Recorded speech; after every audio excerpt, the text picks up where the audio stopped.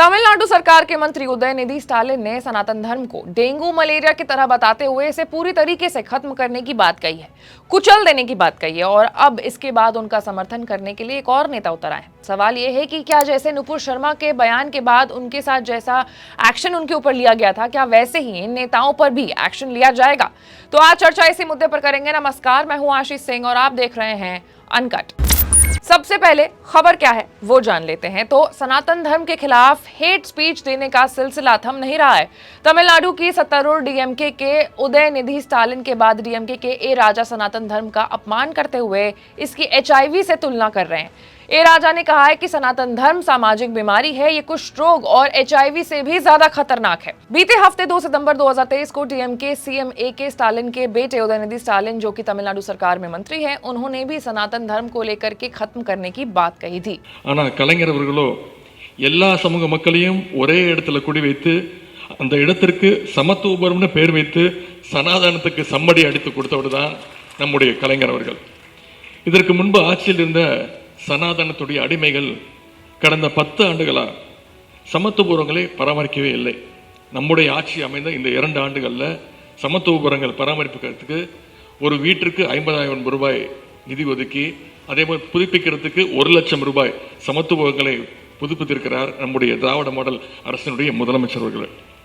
நம்முடைய கலைஞர் அவர்கள் அனைத்து ஜாதியினரும் அர்ச்சகராக்கும் சட்டத்தை கொண்டு வந்தார்கள்.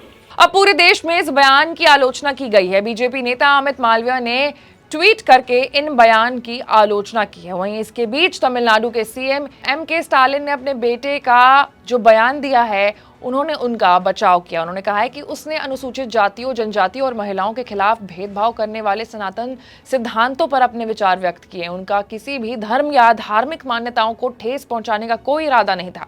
बीजेपी उसकी बात को समझ नहीं सकी, इसलिए उन्होंने उदयनिधि के खिलाफ एक झूठी कहानी फैला दी। अब सवाल यहाँ यह है कि क्या जैसे नुपुर शर्मा के साथ हुआ, क्या वैसे ही उदयनिधि स्टालिन और ए राजा के साथ होना चाहिए? आपको एक बार याद दिला दूं कि नुपुर शर्मा ने एक टीवी चैनल की डिबेट के दौरान पैगंबर मोहम्मद को लेकर के विवादित बयान दिया था, जिसके बाद बवाल शुरू हो गया। देश भर में उनके खिलाफ कई प्रदर्शन हुए और बीजेपी ने भी उन्हें निष्कासित कर दिया। देश भर में उनके खिलाफ मामले दर्ज हुए और विवाद सिर्फ भारत में ही नहीं बल्कि दुनिया के बाकी देशों तक भी पहुंचा। कई खाड़ी देशों ने इस बयान को लेकर के आपत्ति दर्ज की। वहीं हाल में ही उदयपुर में हुई हत्या की घटना में भी नुपुर शर्मा के बयान का कनेक्शन मिला है।